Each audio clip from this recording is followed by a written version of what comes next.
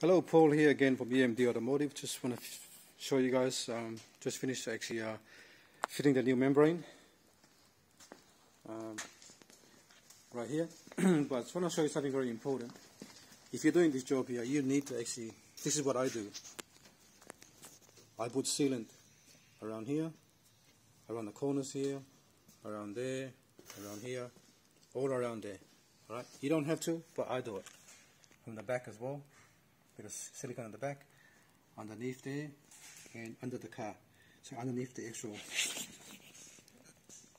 underneath here as well. See that?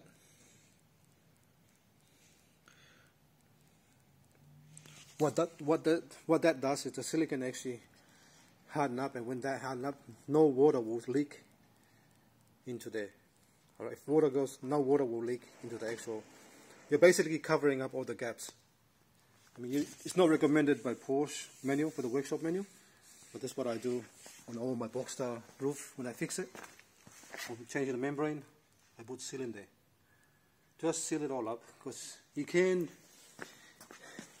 some people can do this job by taking that off the car, so you're leaving this on the car and take that off, but it's really hard. You end up damaging the actual membrane, and then you can't do the sealant that I do in the car properly.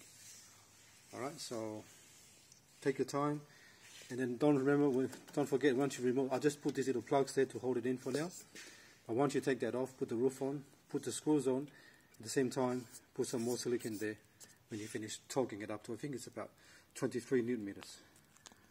Alright, but I've got to check the torque again, I'm not sure. But here's the roof, here's the old membrane there, it's all stuffed. And here's the new one, all set. So tomorrow this will be set, and then we can actually put that back in the actual in the car and start building it back up. Alright, thanks for watching, and please subscribe.